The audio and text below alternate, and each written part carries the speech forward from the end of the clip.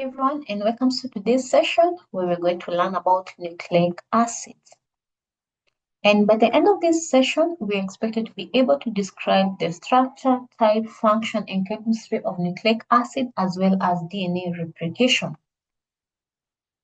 Nucleic acids are the most essential biomolecules in cells, or they are among the most essential biomolecules in cells, and they are building blocks of nucleic acid, that is DNA and RNA, which are molecular storehouses of genetic information. As organic molecules, nucleotides are composed of pentose, nitrogenous containing base, and phosphate group. Let's look at each of these components in detail. The nitrogenous basis is the information-bearing component, and they are of two types. We have purines and we have pyrimidines. Purines, which have a double ring structure, include adenine and guanine, whereas pyrimidine, a single ring structure, includes cytosine, uracil, and thiamine. We find that purines are found in both DNA and RNA, whereas pyrimidines, it's only cytosine, which is found in DNA and RNA. Thiamine is found in DNA alone, whereas uracil is found in RNA. In terms of nucleotide pairing, we find that nucleotides can pair with each other through complementary base pairing done by hydrogen bonds between the bases. Adenine pairs with thiamine with 2 hydrogen bonds, whereas guanine pairs with cytosine with 3 hydrogen bonds. Attached to the base is a pentose sugar, which determines whether the nucleotide belongs to DNA or RNA. In DNA, the sugar is the oxyribose, which lacks an oxygen at carbon number 2. In RNA, the sugar is ribose, which has a hydroxyl group at carbon number 2.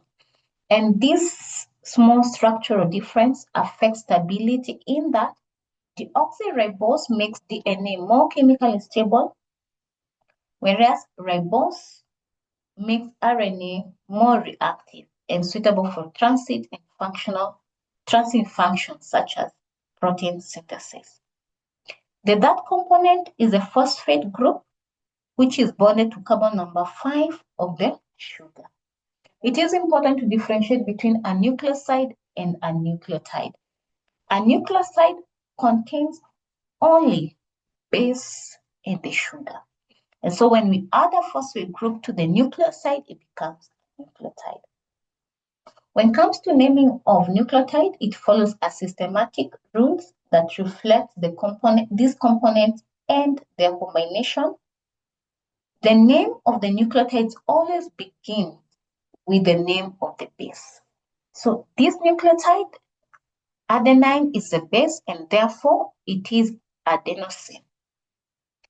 If the sugar is deoxyribose, the prefix deoxy is added to the name.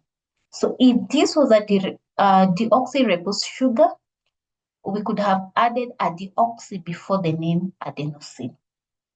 The number of phosphate is indicated by the suffix. So in this case, we have 1 phosphate, and therefore it is a monophosphate. In case we have 2 phosphate groups, it becomes a diphosphate, and 3 phosphate groups becomes a triphosphate. So it's adenosine triphosphate, and that is ATP.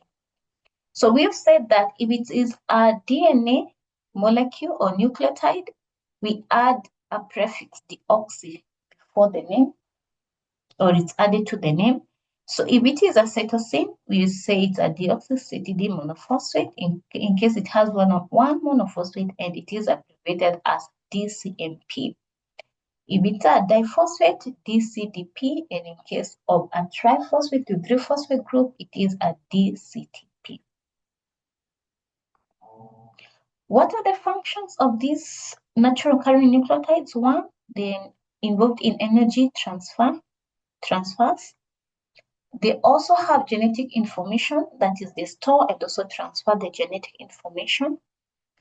Some are involved in as allosteric effectors of various enzymes, that is, including ATP, AMP. Cyclic AMP is involved in cell signaling as well as cyclic CGMP, cyclic GMP.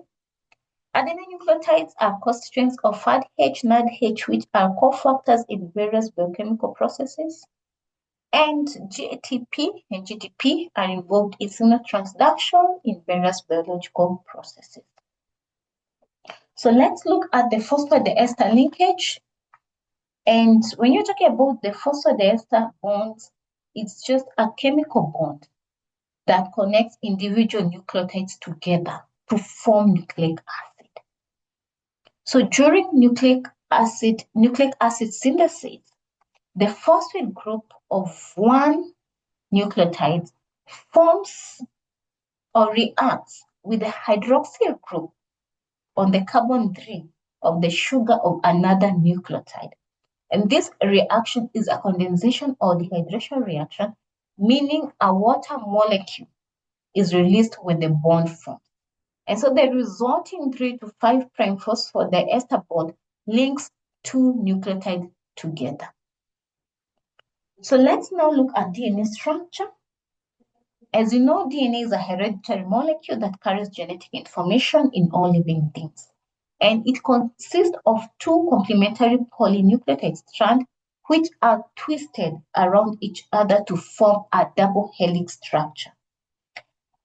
The two strands run antiparallel. One strand runs from 5' to 3', where the other strands run from 3' to 5' direction.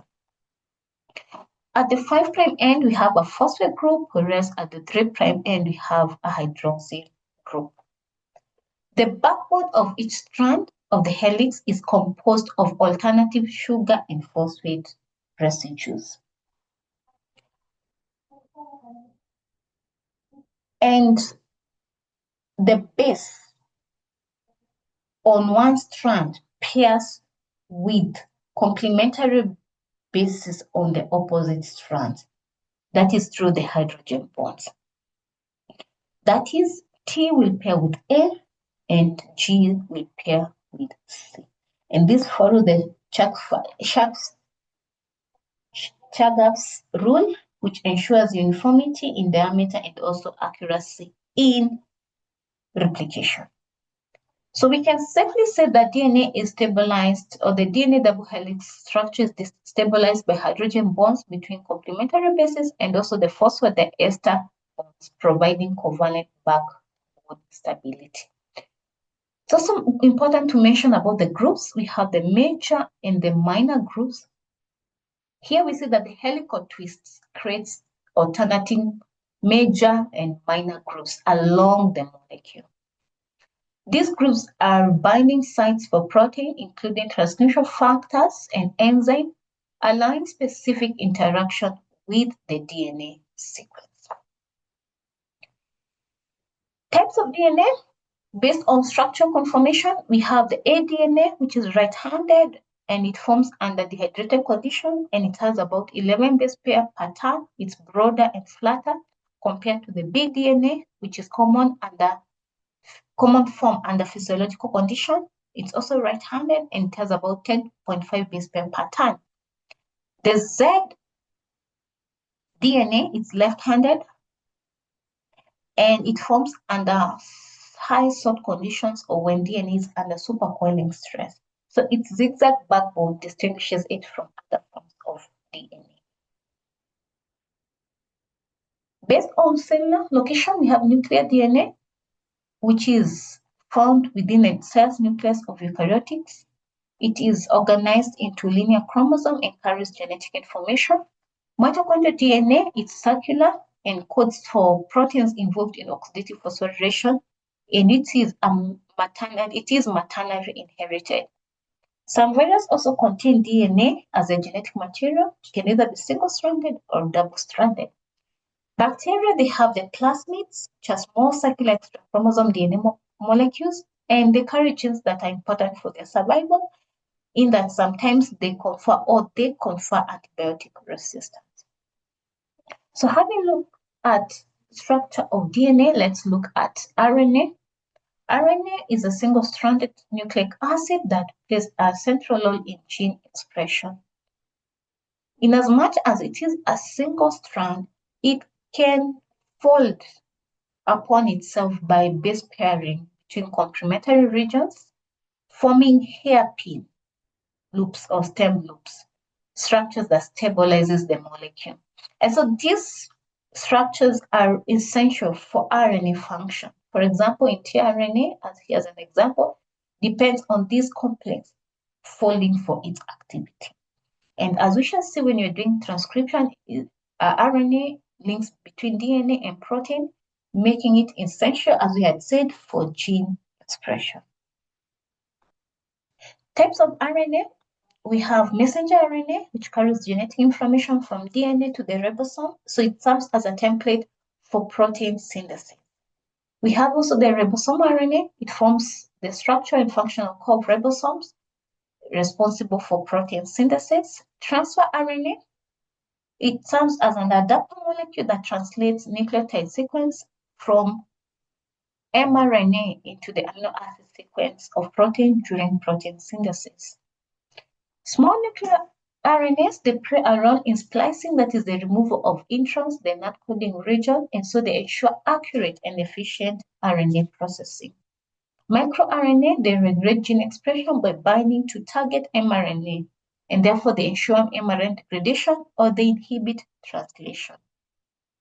The small interference RNA, they are involved in RNA interference pathway, and this results to degradation of complementary mRNA molecules and therefore silencing gene expression. So they're often used as tools in research and therapy to knock down specific genes.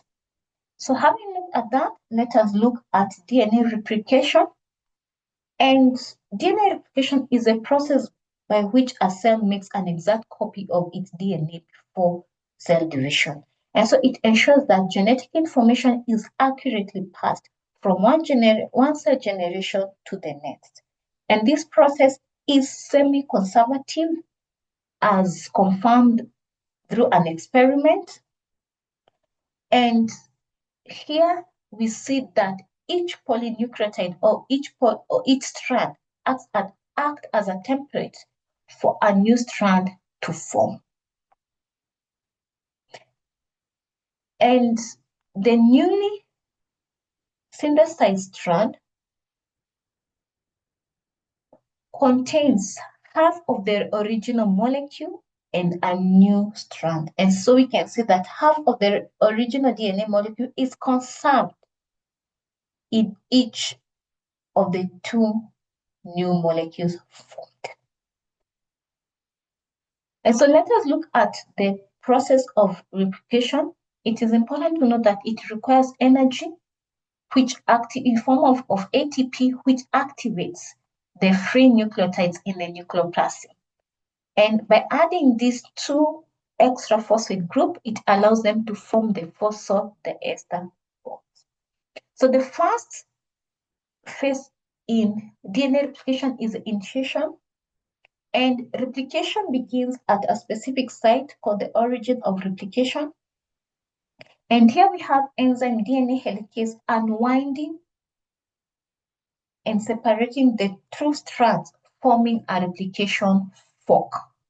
It unwinds by breaking the hydrogen bond using ATP as a source of energy and therefore exposing the unpaired bases. So the two separated strands now become template strands for replication process. The single strand binding proteins will then coat the separated strand, stabilizing them to prevent rewinding. Topoisomerase will then bind a region ahead of the replication fork to relieve supercoiling tension ahead of the replication fork and therefore overwinding or supercoiling of the DNA molecule.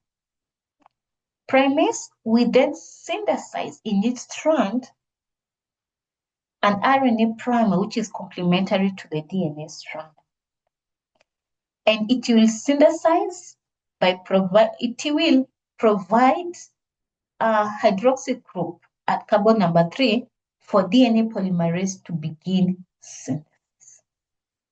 And so this is the initiation phase of DNA replication. The next phase is elongation, and at this stage, DNA polymerase will take over to synthesize new strands by adding nucleotides to the pre-existing RNA primer. And so it will add nucleotides to the 3' end of the primer. It is important to know that DNA synthesis always occurs in the 5' to 3' direction. And therefore, since the two parent strands are antiparallel, only one of them, that is the leading strand,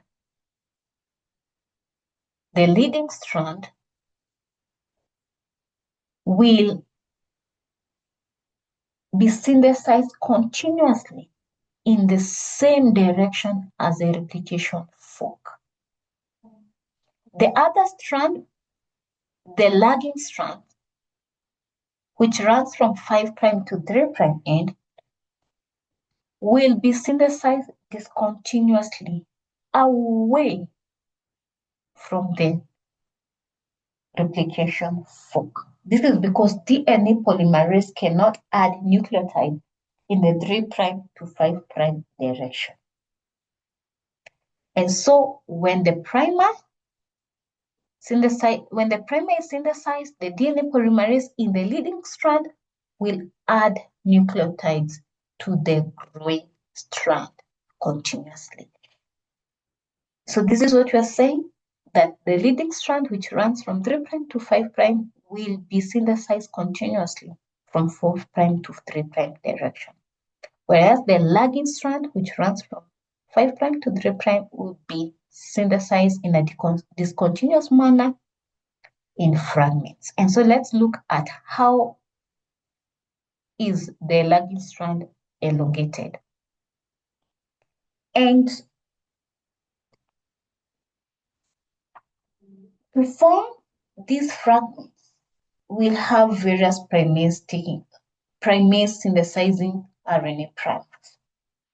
So here in this diagram, a primase lays down the first RNA primer near the replication fork. DNA polymerase will then extend this primer, synthesizing DNA away from the replication fork, from the 5' end to the 3' end. And this short stretch of DNA is Okazaki fragment 1. So as the replication fork continues to open, more of the lagging strand templates become exposed.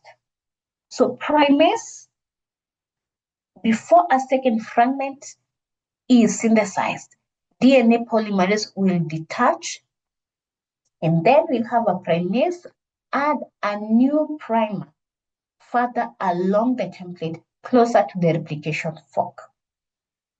And then DNA polymerase again will synthesize a DNA strand in the 5' to 3' direction, producing the second fragment, which is positioned upstream from the first fragment. So each new fragment forms closer to the replication fork than the previous one. So once several fragments are formed, DNA polymerase 1 removes the RNA primer and replaces them with DNA. And then DNA ligase will then fill the gaps between the fragments, joining fragment 1 and 2 and others to form a continuous DNA strand. It is important to note that during replication, we have proofreading taking place, and accuracy is essential to ensure that genetic information is copied faithfully. So as DNA polymerase synthesizes the new DNA strands in the 5 to 3' direction, it continues to check whether each newly added nucleotide is complementary to the template strand. So if an incorrect nucleotide is added to the new strand, the enzyme detects the mismatch. The DNA polymerase will then pause, and its 3 to 5' exonuclease activity is then activated. And this allows the enzyme to remove the wrongly impaired nucleotide from the 3' end of the growing strand. So once the incorrect nucleotide is removed, DNA polymerase will then reposition itself, adds the correct base pair, allowing synthesis to take place. And so with that, we've come to the end of this session where we have looked at nucleotides, their components, and how they are joined together to form the polynucleotide strands found in DNA and RNA. We're also going ahead to look at types of DNA, types of RNA, and also DNA replication, and the importance of proofreading during DNA replication. And so for the next session, we're going to look at DNA mutation and repair system, and also transcription and translation, which are all involved in gene expression. Thank you.